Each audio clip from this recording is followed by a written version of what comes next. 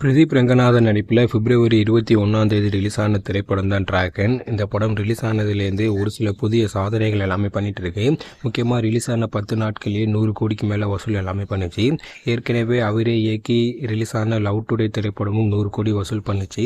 தொடர்ந்து இந்த படமும் பார்த்தீங்கன்னா 100 கோடி வசூல் தந்திருக்கு. அதே போல் பார்த்தீங்கன்னா கேரளா, கர்நாடகாவில் இந்த படத்துக்கு வரவேற்பு ரொம்பவே சூப்பராக இருந்துச்சு. ஸோ இதனை எடுத்து இந்த வருடம் ரிலீஸ் ஆகி அதிக வசூல் பெற்ற அஜித்தின் விடாமுயற்சி திரைப்படத்தை தற்போது இந்த படம் பார்த்தீங்கன்னா ஓவர்டேக் பண்ணியிருக்கு அப்படின்னு தான் சொல்லணும்.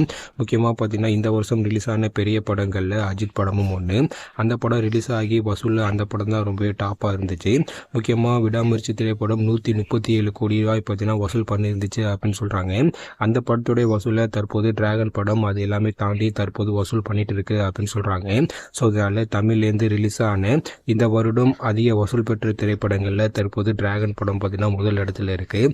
முக்கியமாக இன்னும் ஒரு கொஞ்சம் வாரங்களில் இந்த படம் கண்டிப்பாக 150 கோடிக்கு மேலே வசூல் வரும் அப்படின்லாம் சொல்கிறாங்க. ஸோ அதனால் பிரதீப் அவர்கள் தற்போது தமிழ் சினிமாவில் ஒரு டாப் நடிகராகவே மாறிட்டு இருக்காரு அப்படின்னு தான் சொல்லணும்.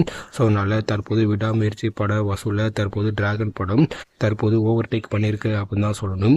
நீங்கள் யாரெல்லாம் டிராகன் படம் பார்த்தீங்க, உங்களுக்கு பிடிச்சிருந்துச்சா இல்லையா அப்படின்னு கீழே கமெண்டில் சொல்லுங்கள். இது போன்ற வீடியோக்கள் எல்லாமே தெரிஞ்சுக்க சப்ஸ்கிரைப் பண்ணுங்கள். தேங்க்யூ.